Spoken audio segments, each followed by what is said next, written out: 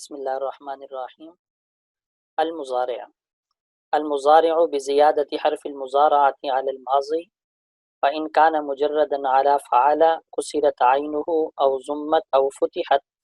إن كان العين أو اللام حرف حلق غير ألف وشذ أبى يأبى وأما قلا يقلى فعامرية وركن يركن من التداخل۔ یہاں سے مضارع کے احکام شروع ہو رہے ہیں۔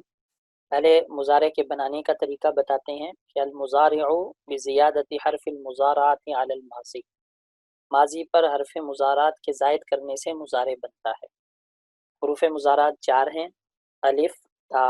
یا اور نون، اتین جن کا مجموعہ ہے الف، تا، یا اور نون۔ اب مضارع بنانے میں پہلے مجردات کے احکام بیان کریں گے، یعنی مجردات کے مضارع کے، پھر مزیدات کے مضارع کے احکام آئیں گے، کیونکہ مجردات کے مضارع کے احکام زیادہ ہیں، مزیدات کے کم ہیں، اس وجہ سے پہلے مجرد کو بیان کر رہے ہیں۔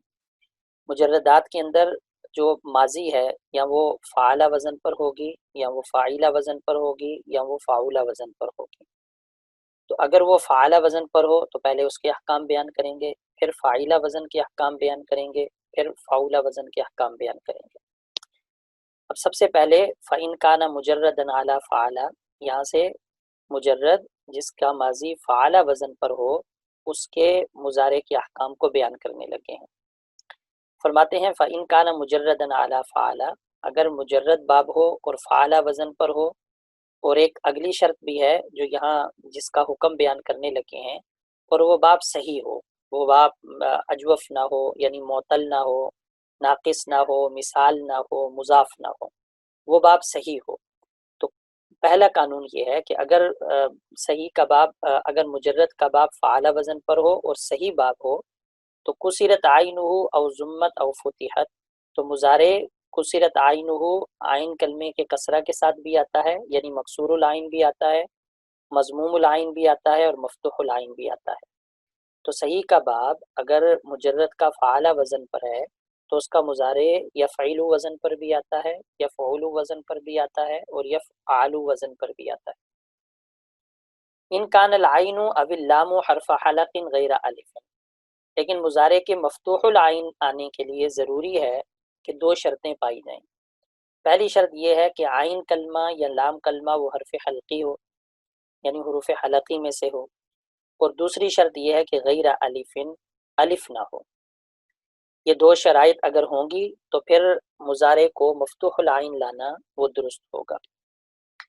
اب اس قاعدے پر 3 سوال ہیں۔ پہلا سوال یہ ہے کہ آپ نے کہا کہ مضارع مفتوح العین تب لایا جا سکتا ہے جبکہ عین کلمہ یا لام کلمہ وہ الف نہ اس میں پایا جائے اور وہ حرف حلقی ہو۔ ہم آپ کو دکھائیں گے کہ عین اور لام کلمہ حروف حلقی میں سے بھی نہیں ہوگا، الف بھی اس میں پایا جائے گا، اور پھر بھی وہ یفعل وزن پر ہوگا، جیسے ابا یابا اور جیسے قلا یقلا۔ نیز ہم دکھائیں گے کہ باب حروف عین کلمہ یا لام کلمہ حروف حلقی میں سے نہیں ہوگا، پھر بھی وہ یفعل وزن پر آیا ہوگا، جیسے رکن یرکن۔ اب ان تینوں سوالوں کا جواب دیتے ہیں کہ ابا یابا یہ شاذ ہے، قلا یقلا یہ صرف بنو عامر والے اس کو یفعل وزن پر پڑھتے ہیں، ورنہ باقی عرب یقلی وزن پر اس کو پڑھتے ہیں۔ اور راکانہ یرکانو من التداخل، اس میں 2 لغات میں تداخل ہو گیا ہے، بولنے والے سے تداخل ہو گیا ہے، ورنہ راکانہ جو باب ہے یہ 2 ابواب سے آتا ہے، یعنی 2 اوزان پر آتا ہے۔ نمبر 1 فعل یفعلو پر، یعنی راکانہ یرکنو، اور نمبر 2 فاعل یفعلو پر، یعنی رکنہ یرکنو پر۔ تو بولنے والا تو فعل یفعلو باب بولنے لگا تھا، جب اس نے فعلہ کہہ دیا، رکنہ کہہ دیا تو اس کی زبان پھسل گئی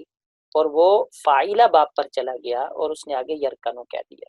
تو یہاں پر لغات میں تداخل ہوا ہے، ورنہ حقیقت کے اندر یہ بھی فعل یفعلو کے وزن پر نہیں آتا۔ یہاں تک ایک قاعدے کا بیان مکمل ہو گیا، پہلا قاعدہ۔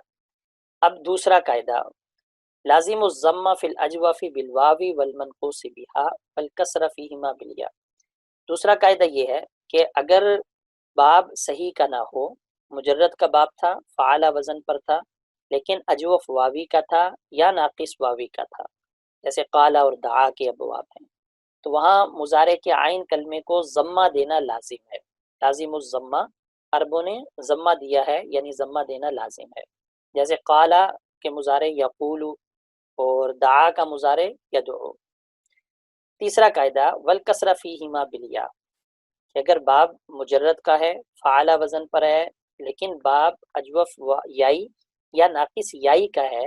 تو ان کے مضارع کے عین کلمے کو کسرہ دینا یہ لازم ہے، لہٰذا باع یبیع پڑھا جائے گا اور رما یرمی پڑھا جائے گا۔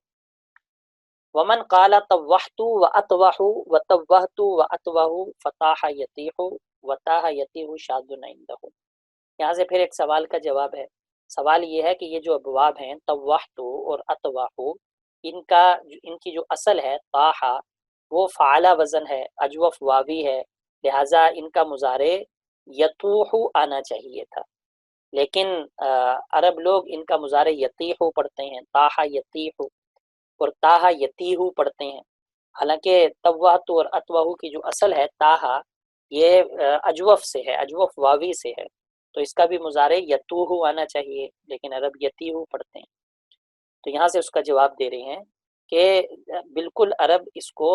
یتیح پڑھتے ہیں، لیکن یہ شاذ ہے، تو تاہا یتیح یہ بھی شاذ ہے اور تاہا یتیح یہ بھی شاذ ہے، یہ دونوں شاذ ابواب ہیں۔ او من التداخل، یہاں تو یہ ہے کہ ہونا تو تاہا یتوح چاہیے تھا، لیکن عربوں نے تاہا یتیح پڑھا تو یہ شاذ ہے۔ او من التداخل، یہاں پر بھی تداخل ہوا ہے، تداخل اس طرح ہوا ہے کہ یہ دونوں اجوف واوی اور اجوف یائی دونوں سے آتے تھے، اور بولنے والے نے اجوف واوی سے کلمہ شروع کیا اور پھر اجوف یائی پر آ کر اس نے اپنے مضارع کو ختم کیا، تو اس طرح تاہا یتیح ہو گیا اور تاہا یتیح ہو گیا۔ ولم یضم فی المثال، یہ اب تیسرا قاعدہ ہے، پہلا قاعدہ فعلا جب کہ صحیح کے ابواب سے ہو اس کا مضارع بنانے کا تھا، دوسرا قاعدہ جب کہ اجوف سے ہو اس کا تھا، اجوف اور ناقص واوی سے ہو، تیسرا قاعدہ جب اجوف اور ناقص یائی سے ہو، اور یہ بھی چوتھا قاعدہ ہے کہ جب مثال سے باب ہو تو لم یضم فی المثال، مثال کے مضارع کے عین کلمے کو عرب لوگ ضمہ نہیں دیتے، انہوں نے ضمہ نہیں دیا، لہٰذا اگر باب مثال سے ہوگا تو اس کا مضارع مضموم العین نہیں آئے گا۔ اب اس پر سوال ہو جاتا ہے کہ وجد یجدو کلام عرب میں پایا جاتا ہے، مثال ہے لیکن مضارع کے عین کلمے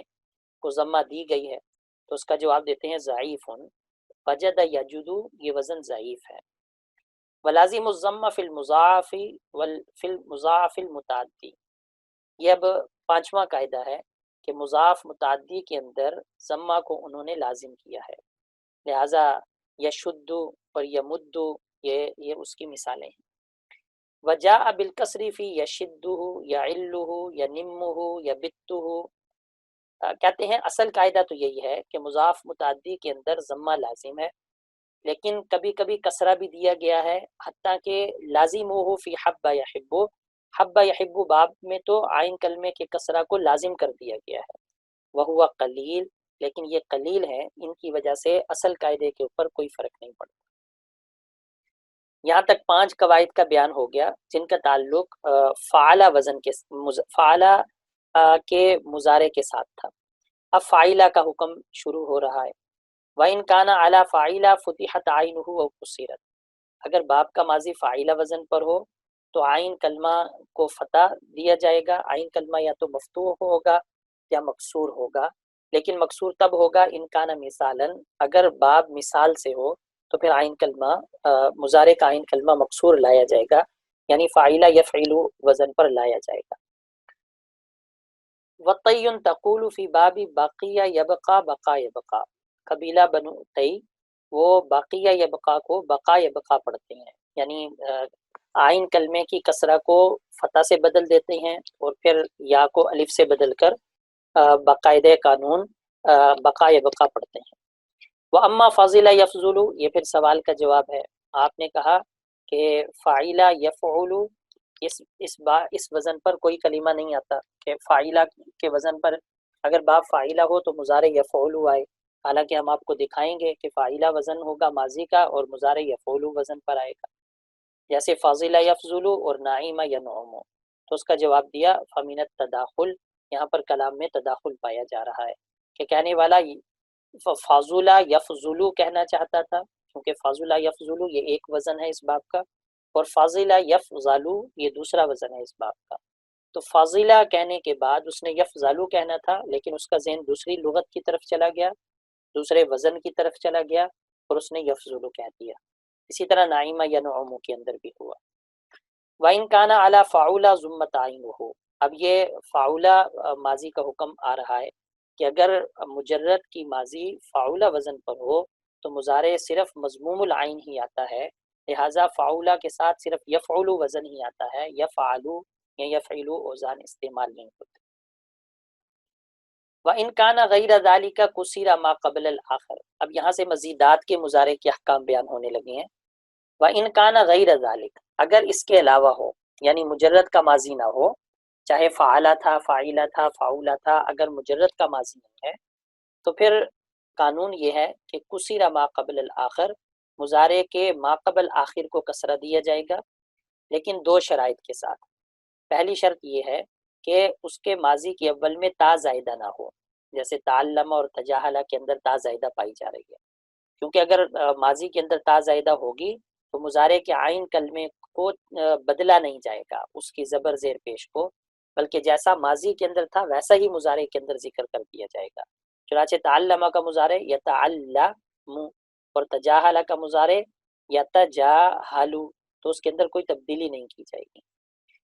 دوسری شرط یہ ہے کہ لام کلمہ مکرر نہ ہو، تکرار کے ساتھ نہ آئے، کیونکہ اگر لام کلمے میں تکرار ہوگا تو اس کے اندر ادغام کر دیا جائے گا، جیسے احمرہ اور احمارہ، کہ یہاں پر را کلمہ یعنی لام کلمے میں تکرار ہے تو یہاں پر ادغام کر دیا گیا۔ وَمِن ثم كَانَ اصل مضارع افعل يفعل، اس عبارت کا تعلق ابتدائی عبارت کے ساتھ ہے۔ ابتدا کے اندر کہا تھا کہ مضارع حروف عطین یعنی حرف مضارعت کے زائد کرنے سے مضارع بنتا ہے، تو فرماتے ہیں اسی وجہ سے افعل یعنی باب افعال کا مضارع اصل میں تو یفعل ہے، لیکن یفعل اس کو نہیں پڑھا جاتا، اس میں تعلیل کی جاتی ہے اور یہاں پر حمزہ کو حذف کیا جاتا ہے۔ حذف کرنے کی وجہ کیا ہے کہ واحد متکلم کے صیغے میں توالی حمزتین آ جائیں گے، او افعلو ہو جائے گا، اور عرب کلام کے اندر یہ بہت ثقیل ہے، لہٰذا ایک حمزہ کو حذف کر دیا جائے گا اور اس کے بعد باقی پورے مضارع کے اندر تردل للباب اور تبان جو ہے وہ حمزہ کو حذف کر دیا جاتا ہے۔ تو یہ عبارت کے اندر فرما رہے ہیں کہ اسی وجہ سے افعال کا مضارع کا اصل یفعل تھا، مگر رفضہ حمزہ کو چھوڑ دیا گیا کیونکہ توالی حمزتین متکلم میں لازم آ رہا تھا، فخفف الجمیع، تو پھر تمام ابواب کے اندر تخفیف کر دی گئی۔ وقولہ، یہ پھر عبارت سوال ہے کہ آپ نے کہا کہ مضارع کے اندر حرف باب افعال کے مضارع کے اندر حمزہ کو حذف کیا جاتا ہے، ہم آپ کو دکھائیں گے کہ حذف نہیں کیا جائے گا، جیسے شاعر کے شعر میں فَإِنَّهُ أَهْلٌ لِأَن يُأَكْرَمَ، تو اس کا جواب دیتے ہیں شاذٌ، کہ یہ شاذ ہے، یعنی ایسا بہت ہی نادر ہوا ہے، ورنہ یہ قاعدے اور قانون کے خلاف ہے۔ والامر واسم الفاعل واسم المفعول وافضل التفضیل تقدمت، فرماتے ہیں کہ امر، اسم فاعل، اسم مفعول اور افعال التفضیل تقدمت، ان کا ذکر کافیہ میں گزر چکا ہے، لہٰذا ان کے احوال کو یہاں پر بیان نہیں کیا جائے گا۔